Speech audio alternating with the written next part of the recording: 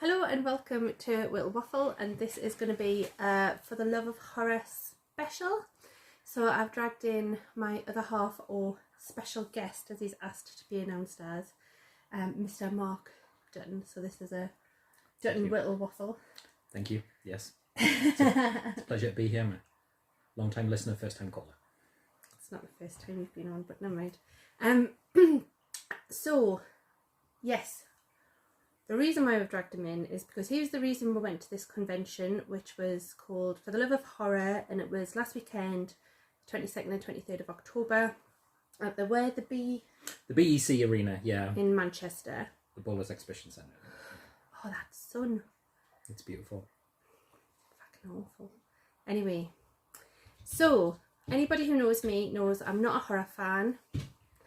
The cat's coming.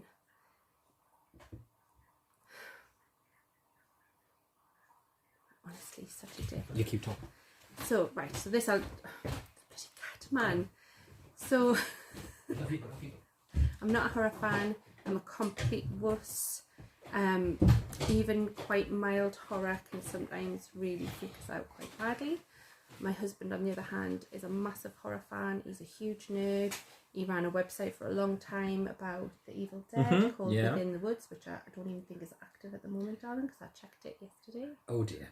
Yeah, it's dormant. So yes, you've been mentioned in books about the Evil Dead. You're a proper hardcore horror nerd. Yes. So what? A long time. Very long time.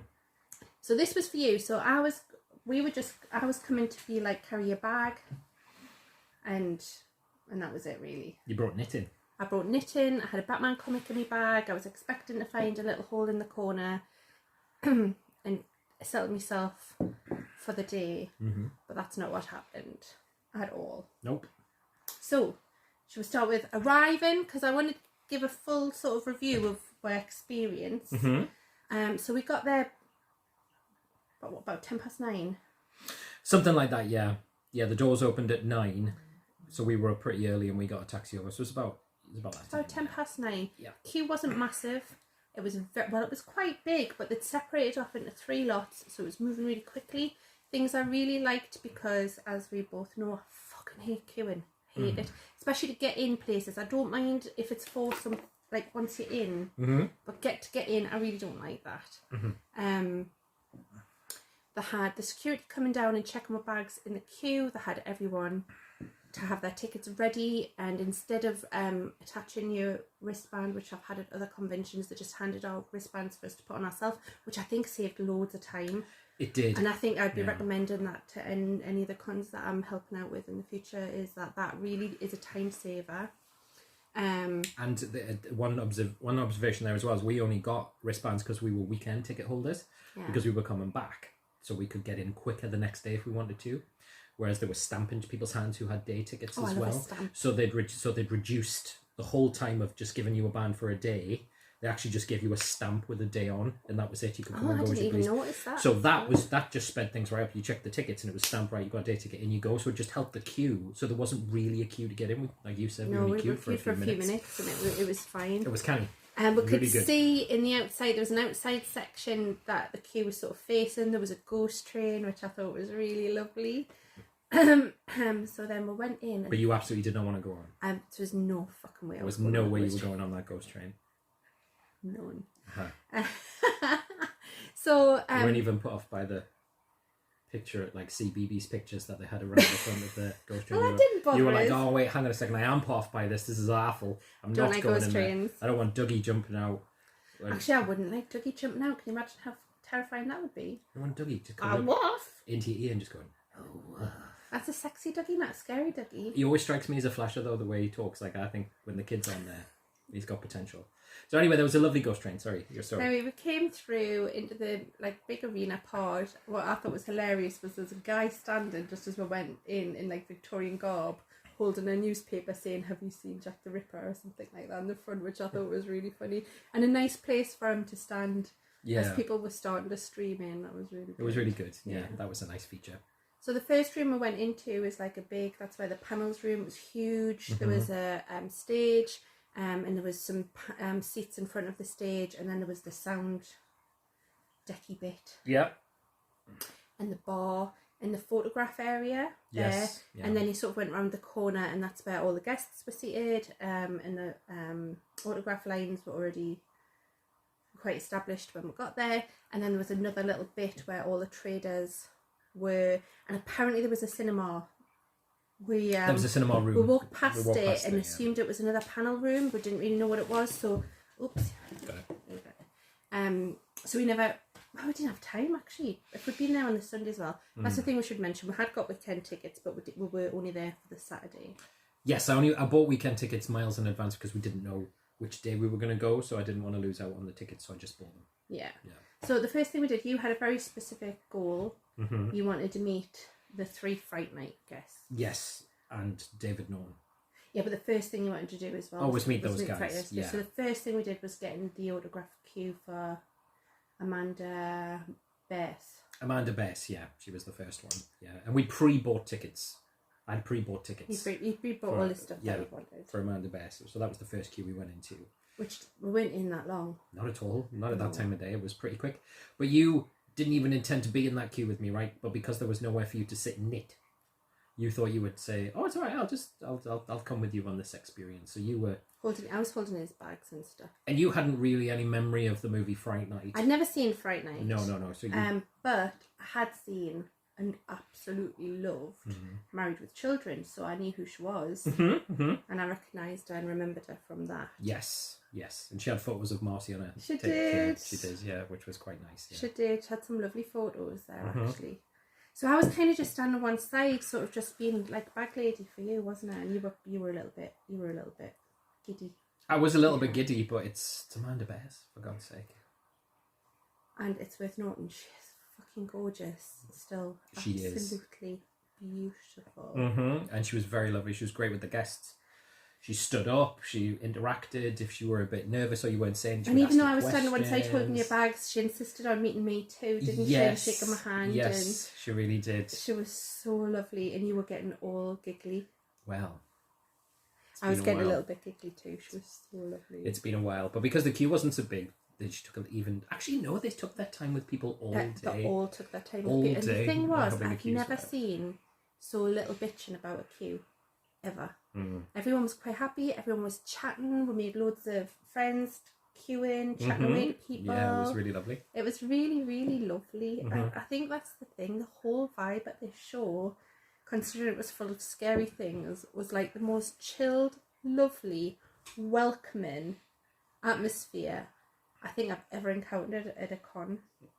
Well, that's good because you go quite a lot of 2008 cons and Comic Cons and stuff like that, don't you? So you've had that. There was something about this atmosphere though that was just so chilled. It was just so chilled and lovely. There was no fanboy rage. There was no rage. There wasn't a fanboy rage. A tangible. Well, I'm glad because a lot of them were armed with big knives and scythes and. that was just to kill you nicely. They would have killed you. So nicely. Next up, you wanted Amanda to sign your Fright Night poster. So I targeted the Fright Night. I mean, like a stalker. I targeted the Fright Night people. So Amanda Bess was one of the 3 Fright Night kids who were there. They're not kids now, right? They're all in their 50s and 60s. But like the Fright Night kids. So Amanda Bess was first, and then we joined the queue for William Ragsdale. Yes. Who plays Charlie Brewster in the movie. And I thought he was more handsome now than he was when he was a young man. Oh, he's more age appropriate now, though, isn't he? So we got in the queue for him, and that went really smoothly, really quickly. He was signing a lot of posters, so there were a lot of posters people had brought for him to sign rather than pick. You offered to sign it in Italian for you. He did. Poster. Yeah, I'll show the post. I'll show the signatures at the end, but just at the Friday night bit. Sorry here, but yes. He was lovely and we got a chat to him. But also he was in a TV show in the early 90s called Herman's Head, which not a lot of people remember. And even he was shocked when I mentioned it, that it was broadcast over here. But it did go for a couple of years. I think it ran for a couple of seasons. But it was shown, it was like ITV buried it at midnight, maybe 1 a.m. or something like that. So I only ever saw it on like Friday night when I was sleeping over at my cousin's house. Eurotrash time. No, it was after Eurotrash. Oh, right. Yeah, it was after Eurotrash. But it was probably on During the Word. I think that's probably, so you probably missed it. But anyway, I love that. And it's a riff on You said it was riff on a Beano. I said it sounded like the Numbskulls. The Numbskulls, and also Inside Out. So the Pixar movie, if you know that. So it's just about this guy works in an office, and in his head, all of his emotions are represented by a person, a comedian, and they help shape his journeys and commentate on them and stuff. And I thought it was friggin' hilarious, but it didn't last very long. It's but probably on YouTube, you know. You can have a look. It's the interweb that has everything. Mm-hmm. The interweb has everything, right? So it was nice to mention that, and he had a good laugh at that, and we had a good chuckle. But he was very good with his time, and we thanked him for it, and then we moved on. By this point, I was almost spent emotionally. I mean, it was very well, at difficult. this point, I needed to sit down, so I decided to go and have a sit in the panel area. There was a panel starting, and I love a good panel. So I left you the queue to meet your third Fright Night fella, who was Stephen Jeffries. Yeah. So I left you there, and I went and sat in the panel. So shall I talk about the panel, or do you want to talk about your meeting with the... I'll finish the bit. I'll finish the bit on the Fright Night people. Yeah. So Stephen was absolutely great. Of course. It was just very, very good to meet him, and it was very cool. And he was in a movie around about the same time of Fright Night, but it was his debut, and it was called Heaven Help Us in the US, but it was called The Catholic Boys Over Here. It was released as The Catholic Boys Over Here, and I absolutely love that movie. It's got Andrew McCarthy's in it, and I love Andrew McCarthy. Yeah, it's got a really good. It's just got a great cast, and it's about the exploits of these guys in the 60s, the early 60s at a Catholic school. Not quite up to the Porky's levels, but it's a bit of a raucous teen kind of a comedy, and I think it's absolutely great. So if you do get an opportunity to see it, watch it, hunt it down. It's pretty cool. So I mentioned that, and it was just cool to talk to him about it. Apparently no one saw it in the US. All right. He said, oh, no one saw that movie in the US, but here, you guys loved it. So, and we did. We really did. So I've got a copy of that. I love it. It was great to meet him and shake his hand and just swap a few stories before moving on to... moving on to the next thing. So one of the things I got them to sign is the... Do you want to show you? Yeah, sure. There's better photos on Mark's Instagram, which is at rawhead_specs. It's very clever. Thank you. And he's put some great photos up, so if you want to have a look. You see that? So we got the signatures here. So you can see that at the top silver with the character names underneath. That's not bad, actually. It's going to be backwards because of the camera, that's fine. So... That's fine. We see this all the time. But yeah, here we go. So yes, this is the poster, the Italian poster. It's beautiful. Or the locadina, is what the Italians say. It's two-step. Yeah, I reach it. We should get that framed. Oh, it's definitely going to get framed. And as you can see, it's almost like the Australian Day Bill poster style dimension. So it is pretty cool. And of course, the gap at the top was for the movie theatres to put times and stuff on up here when they display them. Oh, really? Yeah, or stills or whatever they wanted up here, but it would have usually advertised the performance times. Not only a horror nerd, but a poster nerd too. So there we go. So anyway, this was really cool. And actually there were quite a few cancellations. There would have been one other loosely related Fright Night guest there, but he cancelled. He was more of a Halloween guest.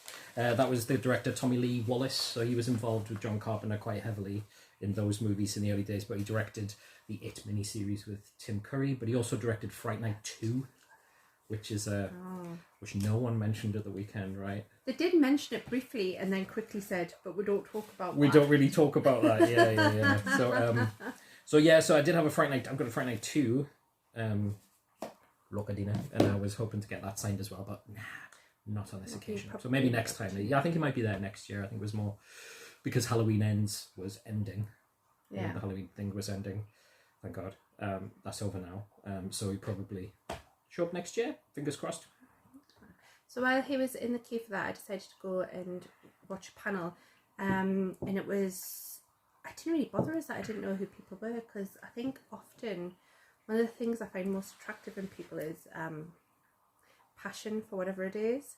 And the guys doing the interviewing were absolutely brilliant. They were so cool and they were so passionate about what they're talking about, and so were all of the guests bar none, that it made all of the panels really engaging. So I think it was an interview with Naomi Grossman, who plays Pepper in the American Horror Story. Yes, correct. See, I learned so much this weekend. Yes. You've got no idea. Yeah. And she was really interesting because she was talking about her journey as an actress. She wasn't just talking about the show, which she did talk about, and what it was like to film in a lot of makeup and what have you. And I don't think the character can talk. Mm-hmm. I don't know. I haven't seen it. Have you seen it? No, I don't know. That's not. Right. That's the one of the series I haven't seen. Not really. But she was talking about when she got the part. She still had a day job teaching English as a second language. So she would go and do her bits on scene, and because she wasn't a season regular at first, she had to go back in between filming to do her day job until she became a regular, and she was able to give up her second job. Yeah, and she said how much she loves doing the cons because it's really nice now to have more fans than just our mum. So she was really interested in that being a working actress and what it was like to get this sort of big break. And I did say to you, she said something which I thought was a bit like, oh, you did, a bit dubious. Well, it wasn't dubious. Considering the company. I totally understood her point. I really did. It's what she'd said was when she first started coming to cons. She was really worried about the fact that there was lots of people at these cons signing photos and posters for stuff they've done 40 years ago, and it was a worry that she wouldn't get another break, and so that the idea that she would only have like Pepper to sign in 40 years in the future and nothing else made her feel a bit sad, and like I don't want that to happen. But she was still quite happy to. You said she came across that she would still be happy to sign but she was just stuff. like, God, I just hope this isn't it. I hope this isn't like... Have a few more photos for people to sign. That's the end of my career now. That's the only thing I'm going to be remembered by. So I could understand what she was saying, but it also was a little bit... Ooh. But she was wearing the most awesome dress saying, I am a horror idol, which I thought was great. That was really cool. She was really nice. I don't think it was an awful thing to say. I totally understood her point. She was just saying, I hope I have more of a career. Than this, but no, that was really interesting. What did we do after that? Is that when we went to get some food? No, we went to queue for David Norton. We went to queue for David Norton at that point. Right. Pretty sure. Right, so you take this bit. Oh, and I was getting really excited because while we were standing in the queue for David Norton, chatting to some lovely guys from Bristol, really lovely guys. I wonder if he paid him back. I wonder if he paid him back. Yeah, he had to bum 15 quid off his mate to get David Norton. There was no the top of his Norton fund. Cash. There was no card machines. The signal was terrible. There were a few card machines. So there was a few, but mostly, Norton was cash only. Most of the guests were cash only. Were they as well? Yeah. No, he was definitely. Or you had to have pre-booked, which is what you did. Yeah. But stand next to David Norton, the next table along was Tim Capello from excited because for not being a horror fan, I am a massive Lost Boys fan. Huge. That's and I was like probably geeking out a little bit, and then I was like, oh, will I stand in this line? I want to go and I was next time I will. Yes, but he left to go and do something. Didn't he? He did whackers with his saxophone on his way past, didn't he? Did he hit you with his sax? Something to tell the grandchildren. Was he oily? No, was he wasn't oily. Was he oiled? No, he wasn't oiled. Okay. He did have the guns out though. He did. I imagine Isabel's face. And he was wearing that kind of tight black vest. It's lovely. He's great, Nick. But anyway, talk about David. Lost myself there. Talk about David Norton, who is an exceptionally handsome man still. He is. In fact, he looks exactly the same, only with like a mop of grey hair instead of a mop of. Well, what is he now? 72. He's about 72. But no, he was really, really lovely. He didn't look 72. In the queue again. Very sweet, even though people were stopping and asking him questions, he was answering all of the questions. We're chatting, so the time goes faster. And the time goes faster. Yeah, definitely. It definitely helped having you here rather than go to the cons on my own. Oh yeah, but we're chatting to those guys behind us as well. The Bristol guys as well. But no, just obviously David Norton, right? So he's not just an American Werewolf, but of course I've always loved him as the Dr. Pepper guy, as well. And of course, what a singer! What a pair of pipes that boy had in the 70s. But of course it was all about... You got a little bit geeked out as well. That's David Norton, man. His little hand was shaking next to us while he was handing us his stuff. Because you were handing me the cash so I could sort the... I was doing sorting the business side out with these ladies. And you made that quip at the desk, didn't you, to David Norton about that? Yeah, let the ladies handle the business, and he just... I thought that was a good idea. So I got it... You had a selfie, didn't you? I did. So he was the only... So I targeted 4... It sounds horrible. I targeted 4 people. But no, they were you. They were my priority. That's what you wanted, yeah. And if anything else happened or I had some cash left over, I was going to see what the queues were like, and I was going to do different things. But yeah, so I had these guys in mind, and I got all the Fright Night autographs, so I was already like, so I had like 6 months of build up, and I was like, oh, wow, I'm kind of done now. But no, David Norton was just really friendly, considering how many people he'd met and how many selfies he'd done, and this was before his. You said that brilliant thing. He said to you, "Shall I write Beware of the Moon?" Beware the Moon, yeah. Beware the Moon. Yeah. And what did you say? I said, "Oh yes, please," because you probably haven't had much of a chance to write that today. Yes, and he laughed, and he probably had heard that too. And he probably had heard that as well. So he was gracious enough to laugh at a joke he'd heard repeatedly, and pose for a selfie as well, which was really, really kind. And that is also on Mark's Instagram if anyone wants to. It's also on my heart. And will be there for the remainder of my days. Printed in my living room. I just wanted it at my funeral, if that's all right. Oh, do you want to show you? Yeah, of course. So what I had signed, so that was an original Italian poster for the Fright Night guys.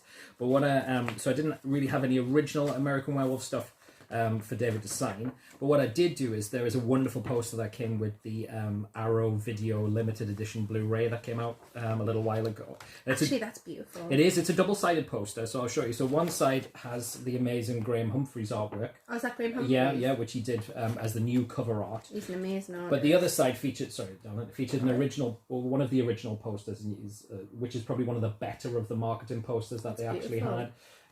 So that's really cool, and I really like it. I really dig it. So and I wanted him to sign that.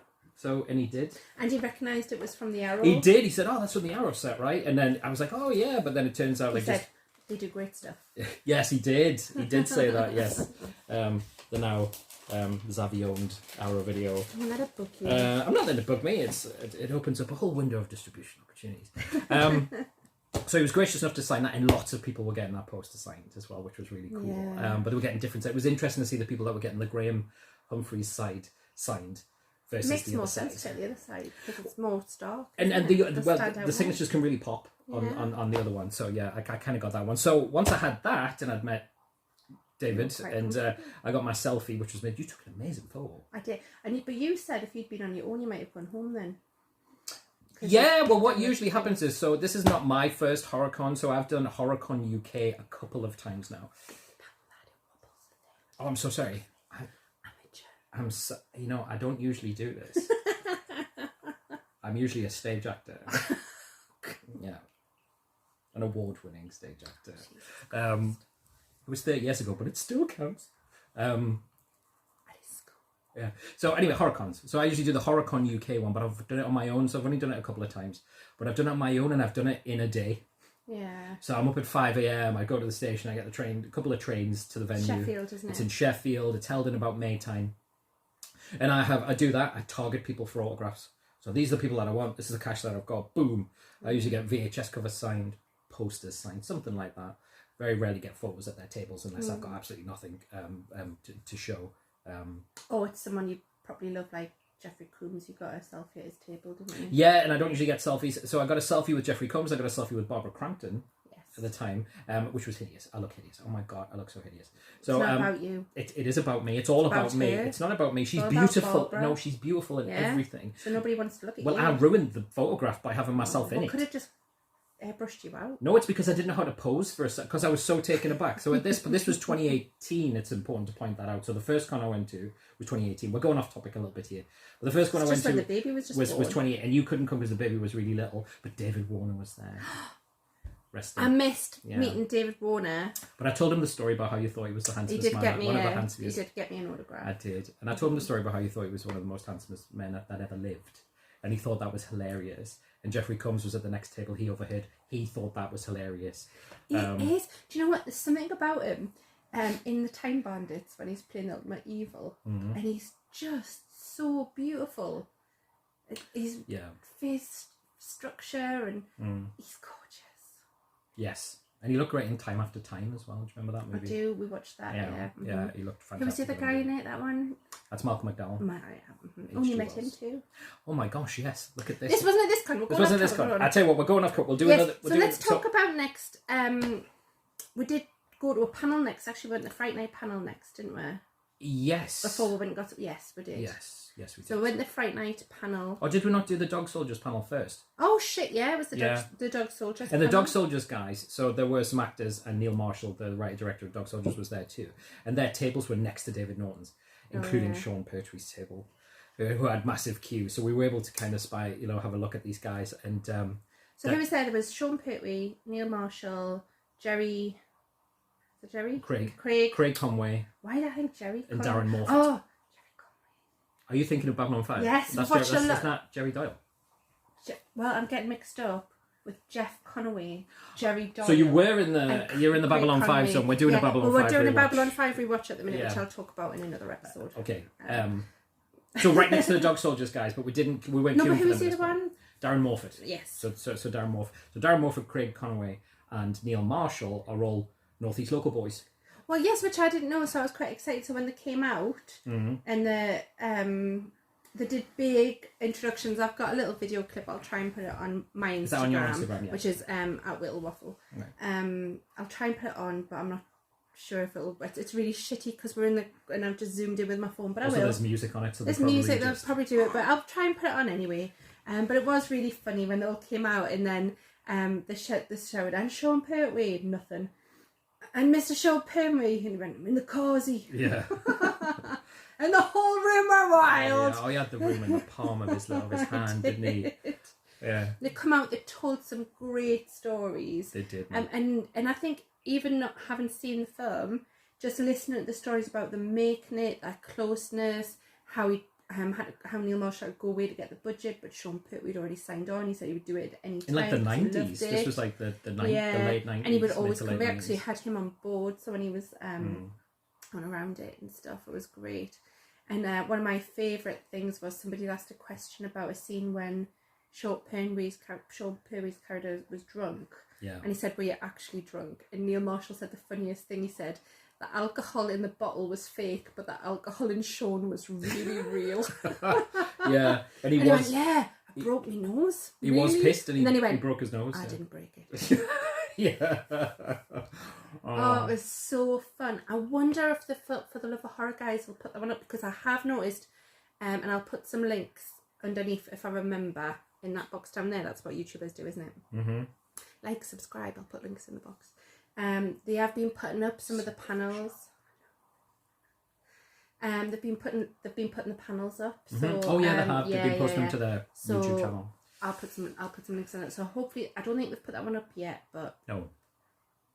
Well, but they will do. They will do. I don't know what they were putting up or what they're not, but we'll put some links in there. Because we haven't talked about some of the other guests that were there as well. We're getting there. We're doing it in order. We did stuff, aren't we? That panel was great. It was really fun and had so much chemistry. The guys. Oh, they were ribbing each other and banter. It was just really good. And so for me, good. I was because I realised I knew Neil Marshall was from the from the northeast. But I didn't realise the other two actors were. And when he started to talk, his accent. Craig Conway, oh my God, he's got a very thick... It's a Geordie! And he was like, yeah. And then when the other guys... He's from South Shields. Well, yes, apparently he's a slant dancer, like our children. Not like us, we're Geordies, not but like them. us. We're immigrants. We moved. Yeah. We have been accepted now after 25 years. Our visas have expired. Anyway. And the other guy, I was like, is he from the northeast as well? And you checked he was from Hartlepool. That's Darren Morfitt. Yeah. And I just thought there was something really lovely about so many northeast voices about a film, because you don't get that very often. There's not that many Geordie actors. Well, their accents are quite subdued. So they're reining them in. They've had to kind of change their accent a bit to get forward in their careers. Yeah, although there was a broad Geordie in an episode of The Blacklist the other day, which amused me. No, it wasn't a current. Yes, it was from series 1, I think, series 1 or 2, and I was like, really? Yeah. I will talk about that later. Yeah, but it's not common, is it? No. There's also a guy in Doctor Who in the. Oh yeah. The guy was in Byker Grove. Was he in Byker Grove? Yeah, he's got blonde, spiky hair. Yeah. Yeah. But anyway, the point is, he's from Byker Grove. Byker Grove. Anyway. Thursday. Anyway, it's where I was point being, I thought it was really exciting to hear. It was nice to see the representation, which is it's weird to be using that. And to be in a lovely contrast with that Sean Pertwee is Cockney. Oh yeah, as he said, I'm on a causey. Complete contrast. Was it? Yeah, it was quite like it. If I held this picture in front of my face, with that. We'll talk about that later. Anyway, that was an outstanding panel. It was great. Really, really fun. In fact, I was sad when it ended. I think that could have gone on a bit longer. And all the panels were 30 minutes, right? They kept them to a nice. Some of them were a bit longer. I think David Arquette was longer than that. Actually, he did about 15 extra minutes. Well, he got into all sorts of time. You've got to see that one. So what did we do next? Did we go? Did we go and have some lunch and come back for the Fright Night one? Yes, that's what we wanted to do. That was the break point. I wanted to talk about all these things because I think, like, as a full-on con review, it's not just about the guests and it's not just about the panels and it's not just about the queues, it's about what's there aside from those things. So we wanted to have something to eat. I will mention as well, we'd already got drinks at the bar and there never seemed to be very many queues at the bar because there was about 3. They were huge, they were fully staffed, and they were just bam, bam, bam. Yeah. So, like, that was excellent. Yeah. That was so good. And apparently when I was reading up on some stuff, they'd had some complaints about that in the past, and so they'd just fixed that. That was brilliant. We didn't queue at all, did we? And the drinks were quite reasonably priced. It was about what you would expect. There were no shocks at all. No, it wasn't. It wasn't like wasn't like the Ramada Bar Comic Folks. Ooh. The Ramada Bar was renowned at Bristol Comic Con for just being like the most stupidly expensive. Wow. Anyway, it's by the point. So then we went outside, and there was a whole outside area where there was loads of food vendors. That's where the ghost train was. And there was a tiny seating area, and we queued. I think that was the longest queue we were in was for hot pizza, and it was fucking worth it. Pizza was outstanding. It was fresh pizza. It was, but there was still plenty of time to get it, eat it, have a drink, and go get back to the panel. It wasn't it was no bother. There was nowhere to sit, so there was a couple of little benches, but you could see where the benches were just collapsing. So there was like a table with nobody able to sit around it because the benches had collapsed. We've got that in some of the closing. Is that something? Do you want to talk about that now, or the overall closing arguments? Well, just a little bit now, and then when we're around, so there was that. But we got really, really good pizza. So good. And there was a lot of cosplayers congregating out there, and I have to say they were all, without exception, outrageously brilliant and often staying in character like a scary clown man did. I was walking back from the toilet, he just stood in front of us and I went, oh excuse me, I went to move, and he stepped with us whilst staring at us, and then I stepped to the side and he kept with us, and then he went and then walked off. I was like, fucking hell. He was lovely. He was with his wife and daughter, I think. She was dressed up as one of the twins from The Shining. The Grady twins were there from The Shining. There was lots of people dressed as twins. There was lots of children dressed as twins, and some men, grown as men. And that was one of my favourite. We'll talk about that later. Yeah, we'll talk about that. So I had the pizza, and then we went back in for the panel. The Fright Night panel. Mm-hmm. Yeah, so by this point in the day, it was about 1:30ish. Mm-hmm. So we'd been there since just after 9. Yeah. But it was really good. So anyway, the Fright Night panel was great. So they had some great stories. Oh, before they came out, do you want to say what happened? So they said as an extra treat. Oh my gosh, yes. So before they came out, there was a lady took to the stage. Now, I just want to say, I can't remember her name. This wasn't some random karaoke, like some drunk bird from the back had just got up and said, I'm going to sing this song, right? Wasn't me. It definitely wasn't this one, because it would have been even more beautiful had you sang that. But no, it was a lady, a lead singer from a band, right? Who played it Download, who played it Download, who was there as a fan, who was a huge Fright Night fan. Actually, our favourite film. Yeah, actually sang the lyrical version of "Come to Me" from Fright Night. And she was amazing. And she was. I've got a tiny clip which I doubt I'll be able to put up, but the For the Love of Horror has a Facebook group, and a couple of people have managed to put much better quality stuff up. So she was amazing. She was great. The crowd went an unexpected wild. Treat, and she sat at the front row. Yeah, she was. Yeah, she was in front of us. People talking to her. I loved her dress as well. She had that beautiful velvet dress. Mm-hmm. Yeah, she looked gorgeous. And people getting their photos with her before the talk. And Bumcrack guy, he came over and he. Poor. She was sitting right at the front, and the panel area was packed. And this guy came over to introduce himself to her, and he bent right over and get a selfie. And the rest of us got a full on. Talk about beware the moon. That's not even scripted. It's not. Oh my god, that's amazing. Yeah. And nobody knew what to do, and then some of us started giggling. Well, Billy Connolly would have parked his bike. It was a little bit uncomfortable because he stayed there for quite a long time. He only pulled him up as he was walking off. Yeah. It was honestly, too late then. He lingered so long. He was a lovely fella. I asked a question later as well, but he's a lovely fella, but he lingered so long. Everyone was starting to take their cameras out and just take a little snap of the moon. Yeah. But it's probably... Some people nobody got posted David them. Norton to sign it. Nobody posted them, though. I just want to say that guy's arse crack is not on the floating internet so around far. the internet. But yeah, then the Fright Night guys came out, so it was the same three we talked about. Yes, it was Amanda. And the same two guys did all of the same three guys did all of the panels. This was that guy on his own, the puffer jacket. I can't remember his name. Oh no, I can't. He wasn't the Broad Scouse lads that did. I love the Scouse lads. The Scouse lads who do the podcast and stuff. They are hilarious. They were great. Man. I love them. But no, this was, and I can't remember. I'm so sorry. I'm still unprepared. But no, he just did some of the other ones. But he made some great points. What was great is they worked as a trio. So if somebody wasn't on the stage, they had people with microphones in the panel area, and the way they were all signaling to each other. See, I was looking out for stuff like that because obviously You've been involved. And having somebody to keep you smooth running, to point, and they were like, no, she was first, he was first. They were really on top of it, making it really fair for the people asking questions and stuff as well. Yes. They did do a really good intro at the beginning of the day. Sorry, I'm skipping back. Where they'd said, whenever you do a panel, when you get to the bit where you're asking the audience questions, at first, nobody will ask a question. You have to wait ages. You have to go like, are you serious? Right, we're going to wrap it up. And then somebody will finally ask a question then. And then everybody will ask a question after the first one. This always happens. So this guy said at the beginning when they did this sort of opening stuff, please don't do that. Well, we've got limited time. We want you to ask your questions. We want you to be part of it as much as this is our event. And it was just so lovely. And so in fact, there was none of that. No. As soon as they said, right, has anyone got any questions?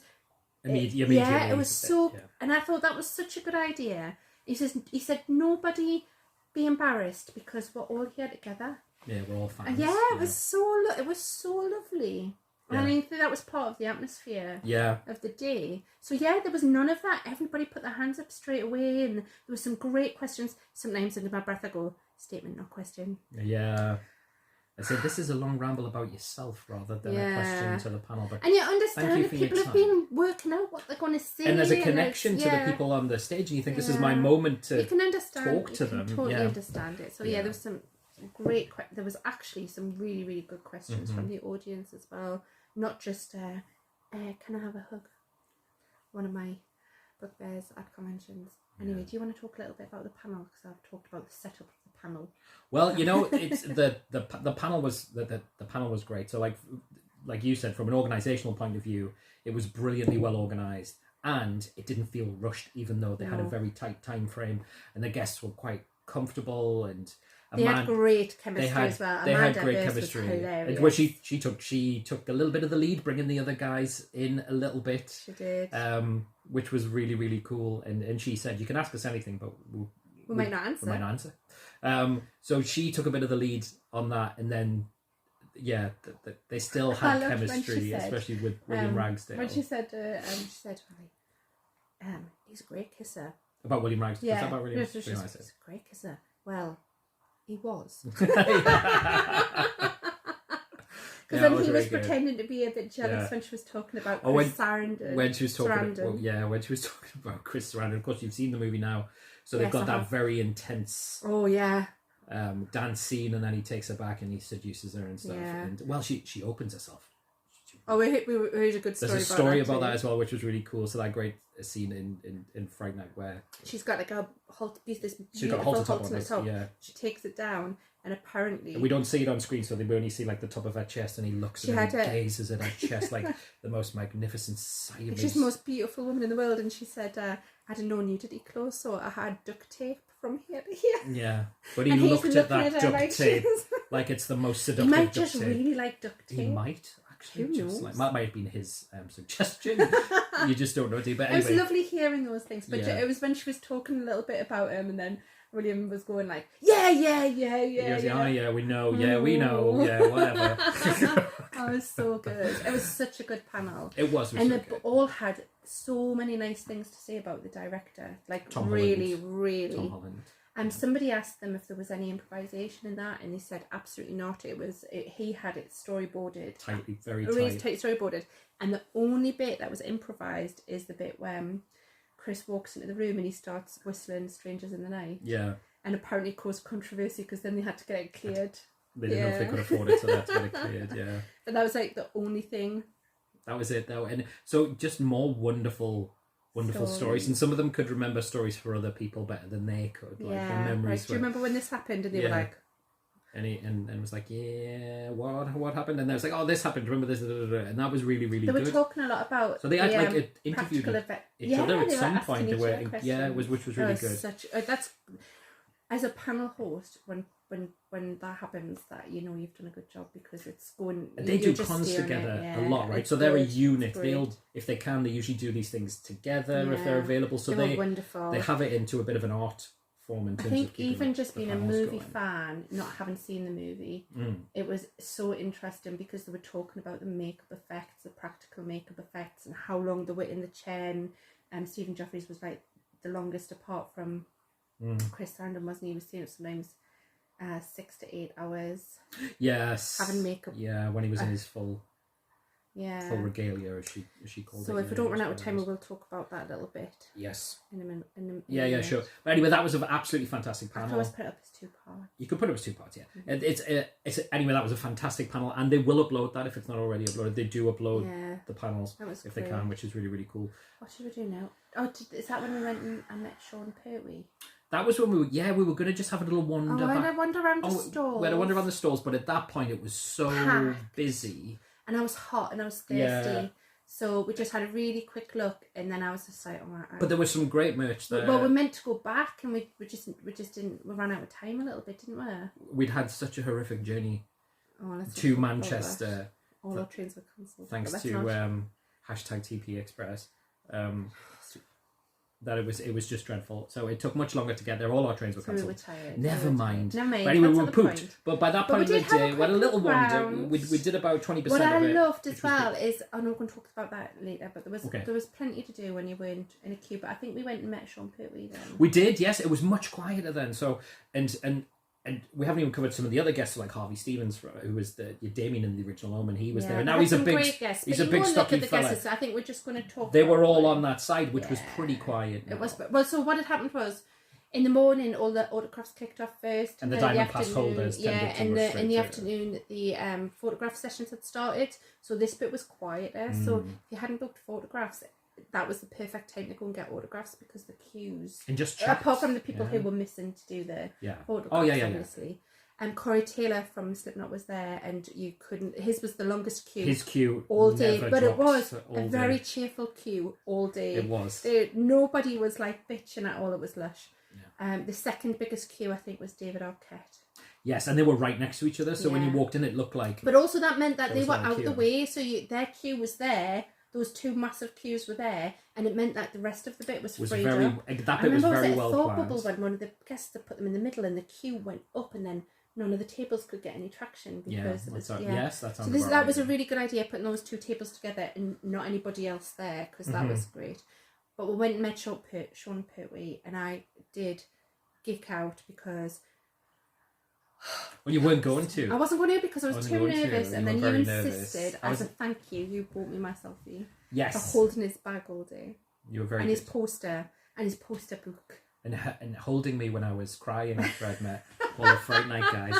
That was it. That was a good moment. Yeah. Oh, and you know what? He was really, really beautiful, and he was so lovely. And I did sort of say I'm such a big fan of yours, and also your dad. There's I think. Like John Pertwee is the first actor I remember loving when I was a little girl. But it wasn't for Doctor Who, it was for Wurzel Gummidge, because I was a little girl, and I just loved him so much. I didn't say this, but I just did say, like, I'm a big fan of your dad. And he went, oh, and me. And it was such a lovely wait to see it. And I had said to him, I really loved that photo you did the other Halloween where you got dressed up as your dad. And he was so funny, he got really animated, didn't he? He was going, it was fucking mental. He said, I posted it and like I started getting all these, it went fucking viral. I got all these phone calls from the fucks are real, by the way. He said all of these F's. Viral. I can't do the accent. He said they had the publicist on the phone. He said I had the agent on the phone. I had this on. Are you going to be Doctor Who? Are you going to be the new Doctor Who? And he was like, I was just fucking full of tequila. I wanted to get dressed up like my dad. And then he said, you know, I'm probably the only British actor who hasn't been in a Doctor Who yet. Maybe I should sort that out. He did. It was nice, wasn't it? And, he was so and the fact that you can take your own selfies. So when if you go as a bit of a couple, I was just quickly. like, if you could just stand there, and I was just we got like so nice. many. And I looked knackered and fed up and all of the very happy but very tired. Yeah. At the end of a long day. But they're on my Instagram already as well because I was just so excited. That was really real. He seems to be wearing very comfortable shoes. You shut up. You leave him alone. You never take his name out of your mouth. Take his name out of you. You're going to slap me. Oh, that's cold.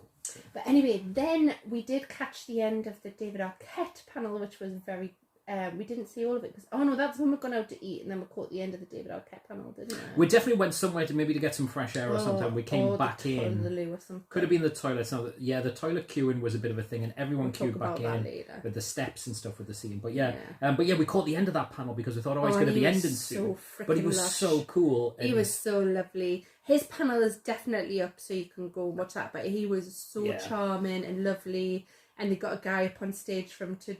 He did a wrestling move, and he was just lovely. He was really lovely and sweet, and there was definitely not enough seating, and people were queuing all the way back and back again past the thing. Because it wasn't in a panel room though, the good thing about that was you could just be walking past and go, I'll listen to this panel as I'm buying there's stuff. Pros and cons to that. I mean, sometimes there's like sound issues, right? Because if there's noise elsewhere, it's hard to hear. It just depends on how you cope with stuff like that. But it's true. You're right. People, it was the thoroughfare as well, so people because we would not have gone out of our way to see the David Arquette panel. No, and I don't know why, because he's lush and we love him, and he's in one of our favourite films, which is neither a horror or a sci-fi film, is it? Is it Never Been Kissed? It's Never Been Kissed. I thought it was Never Been Kissed. And he's great in that, but it turns out he's just like that.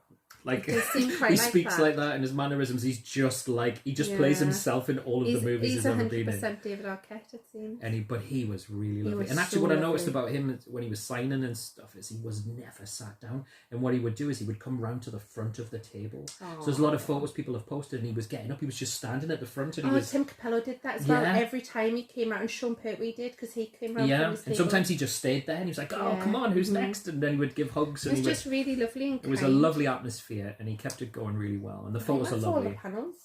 That was on the panels we saw, because by this point, because we're of an age, we were getting tired, but also we needed to get back because we had another event to get to. And, so we did want to just talk about some of the extra things. So some of the things that we really liked was the sets they had. They had a mini set from an American Werewolf in London. They had like a puppet of Jack. And they had the werewolf. And they had a sign saying, is it East Proctor? East Proctor and the Slaughtered Lamb and all this sort of. It was really good. And loads of people were getting their photo taken there. And there was another one. There was a Purge chair, which you could sit in. There was a boiler room. There was an Elm Street 3 set, because there were a lot of Dream Warrior guests there from the movie. Yeah, and there was that guy who looked like Robert Englund. Oh yes, the guy who cosplays as Robert Englund out of makeup. Yeah, he looks just like him, and he laughs like him and everything. Yeah. It's so good. He does loads of. He's great. He does loads of events, and he's pretty awesome. He was fab. So he was at that set a lot. Yeah. But, there was all these things for you to go and have your photos. There was a thing set, the John Carpenter movie. Oh, there was a thing set, and there was an amazing. There was a huge cosplayer. elaborate prosthetic that they had as well of the thing coming out, and there was a couple of and great he was all covered in frost. Yeah. Oh, he was amazing. I'm not sure I got a photo of him, but he was excellent. Nearly all of these photos are on the For the Love of Horror Instagram. My favourite cosplay, I have to say, was a group of people who were all together, and there was 2 6-foot men dressed as the twins from The Shining. There was a woman dressed as a little boy on a trike. Yes. And then there was a woman dressed as Shelley Thingamabob. Yes, Shelley Duvall. How can we forget that? Hi, I'm Shelley Duvall. Hi, I'm Shelley Because Duvall. immediately I think Shelley Long, because I'm 10, you're watching all the 10 Cheers. seasons in. Anyway, she had a big door attached to her shoulder with a puppet of Jack Nicholson coming through, and you would just stop and pause all together. Yeah. So I got a photo of them, but it was to the side slightly, which was a shame. But all the cosplayers were amazing. They were amazing. That little kid werewolf. That little kid There was lots of little kids. There were some teenagers dressed as Five Nights at Freddy's. The thought and care and time, and interestingly, because they were thanking people for getting their photo taken with them. Oh, they were, yeah. I know, and I was just like, but people should be thanking you to get their photo. But anyway, that was just lovely. There were so many. I was talking to the lady who was dressed as Annie Bugs. Yes, Kathy. Yeah. Because we did a little, she was like, oh, I love your skirt, and I was like, oh, I love your costume. Oh, this happened a lot. Like I say, everybody was Amanda Best said she liked your glasses, not these glasses you're wearing right now. I did tell her I liked her face. So yeah, you two were flirting outrageously. Very, very beautiful. I was loving it. Very beautiful. Yeah, so beautiful. She was great. She was just so great. Just such a bubbly person and lovely, warm. And she promised to visit the Northeast. Yeah, we were like, we'd meet you there. Yeah, and she was. I think she was half worried we'd go and you could come and stay with us. I couldn't cope with that level of cleaning, mate. I couldn't do it. I was like, no, yeah. But anyway, it was nice to. You shouldn't call people meat. Oh yeah, our child. Interesting. So all those sets were great because it gave you something to do in between bits and pieces. Yeah, absolutely. The trader hall was great. Which were free, of course. You could just rock up and have your photo taken. These were just drop-in stuff. The food vans were excellent. There was a good variety. There was like pizza and chips and the food vans were outside. So there were no queuing inside for this stuff. It was all outside with the ghost train. So all of the food carts. The beer places were inside. Yes, there was no beer outside. But you could get beer and take that outside. Yes. Yeah. But there was, and there's also like the outside bit was barriered off to the queue. So once you were in, you could go out there and there was no congestion with the queue. They had two separate exits. So once you were in, you were in. So the food stuff was excellent. Yep. The sets were great. The trader room was great. The cinema was a great idea. We didn't do that, but I think it's a great idea. It was probably the only place you could sit, which comes to one of our only. And we had two cons for the con. Two cons for the con. And it pretty much reflects other people's observations of the But event. also, how amazing is that? Like all the pros have been massive, and the two cons are quite minor. The first one, there was literally nowhere to sit unless you were at a panel, and even then, if you got to the panel early, because all of them were standing. And the seats were quite flimsy. They broke a lot during the. Yeah. They cracked and then they just broke. Yeah. I stopped you sitting in one next to me. Which I did. Yeah, I said, oh, that could have been interesting. I was holding a pint. But yes. So yes. Sitting was really hard. And what you had was people sitting on these few kind of tiny steps to get to the main room. So when you came past the toilet, you couldn't get up the steps because everyone was just sitting on the floor or sitting on the steps. So that was kind of blocking people's path, which is a bit of a... Also where I was sitting, my feet were like, and my lower back was really sore. Yeah. Also getting over a chest infection. Well, a couple of people brought their own canvas chairs. I know. They brought camping chairs. We should do that next time. Absolutely. Just carry those buggers in. Although, let's get them posted to the hotel. And we'll just pick them up and then mail them back because I'm not taking them on the train. But anyway, that was a really tiny small criticism. The toilets were really dubious. Busy constantly and really small and flooded, but and smelly. They had maintenance people there on a constant cycle. They couldn't keep up, but there were people constantly going in, mopping, cleaning, putting toilet roll in, and there wasn't doing all enough that stuff. Toilets by a long way. The men did better. Because that always happens, but the ladies... Well, we had no queue out the door, whereas you ladies had a queue out the door. But your queue seemed to move It did go fairly quick. Yeah. People were being very considerate, but they were not nice, not pleasant. Yes, but overall... Also, there wasn't a lot of room because a lot of the cosplayers needed to fix their makeup and stuff. And so Or maybe have a little separate section for the cosplayers to touch up their... good idea. Yeah, to touch up their bits. Not like that. Not that they were hogging the sinks or anything. No. People but were being very, very considerate. To save them from that queue if they just want to touch up their makeup if they haven't got their own facilities. But the toilets were not nice, and the lack of seating, I think, was a bit of a problem. But those are venue... They were kind of venue criticisms. The actual organisation... They could have done with a load more panel seats, because even if they'd put seats all the way back out to where the... sound people were, Yeah. that wouldn't have done any harm. Probably not. No. Because it wasn't stopping people getting around. Oh, there was a tattooist there as well. You could book, and he was down the side. So, like I say, lots to do. Yeah. And they put up that they've already penciled in for next year, so they'll be attending.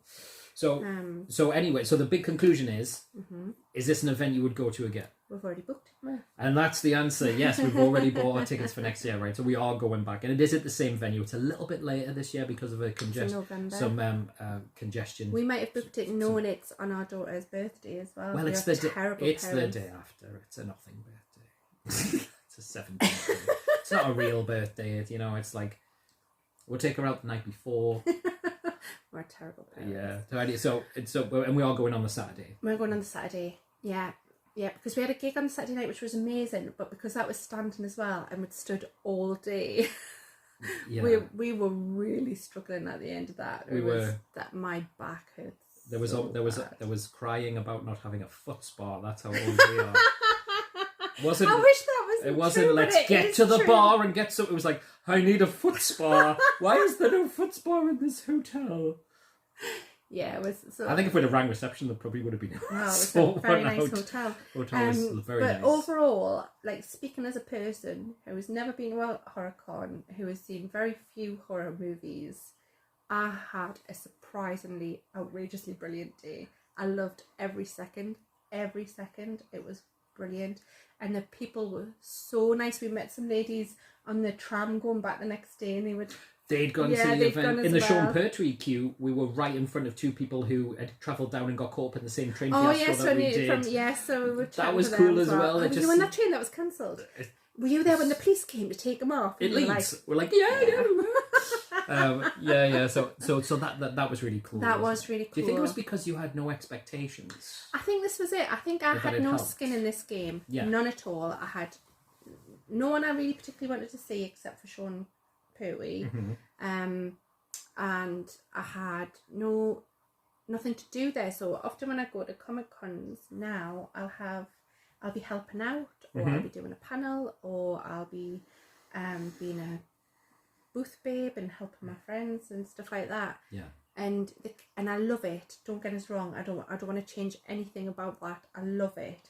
But being just a congoer and with no expectations, I honestly expected to find a corner. It's a good job I couldn't, because there was no corners to be found to sit in it actually. To have so much fun, and I did have so much fun. I had so much fun. I loved it. And I think that was nice for you, because you didn't have to worry if I was having a nice time and this and the other. And I said, well, you've been at Comic Cons and held my stuff. It's about time. But actually, I had the best time. And I was like, wasn't this brilliant? It wasn't this brilliant. It wasn't this brilliant. And you were like, I can't quite believe this is happening. I know. And then we got home. I'm going to stop the video in a second, and we'll do another. Yeah, we'll do a follow up. But when you got home, we got home, I wanted to watch An American Werewolf in London, which you'd never seen before. I'd never seen, and I wanted to watch it. So I watched that, and then I watched Fright Night. So we're going to do some reviews of that, but I think we'll leave this one here. And then we're going to talk on that, and then it's 2 parts. And absolutely, and then it's not too much of a bit. It's not too much. Okay, so thank you for listening to our excited gush, so to speak, madam. Yes. About For the Love of Horror. Highly recommended it. I can highly recommend it. The tickets are already on sale for next year. Yeah. And we've got ours now, so we don't mind sharing that fact that you can go get yours too if you want to. Absolutely. Google For the Love of Horror, or if they're at fortheloveofhorror.com. I think is a website. They're on Facebook, is there or is what at FTLO Horror. Yeah, that's who they are on Instagram. Yes, yes. I've got nothing but good things apart from the toilets and the seats to say about this con. It was amazing. So thank you for taking me. Yes, thanks guys. Okay, bye. Try and press the button. Me? Yeah. See if I can actually work out how to insert a video into a video, but I do just want to mention, I forgot to mention one of my absolute highlights of the convention, which was when Tim Capello got to the stage and sang I Still Believe from The Lost Boys, and the entire convention went wild, and all of a sudden I was 14 years old again. I used to watch this film all the time with my sister, and I just loved it so much. Even though I do find that bit where one of the vampires bites that bald man on the head absolutely horrific. And I really struggled with the tension when, you know, the Frog Brothers and they go down and they kill Alex Winter. Oh, I hate that bit, but it's brilliant. But it's scary, but it's brilliant. Anyway, I was all of a sudden that girl again, and I just became really quite overwhelmed and burst into tears. So yeah, I didn't want to not let that be in this video, because it was a really special moment, and I was stood by myself because husband had gone to the toilet. But yeah, that was amazing. Everyone should do the star. That's it.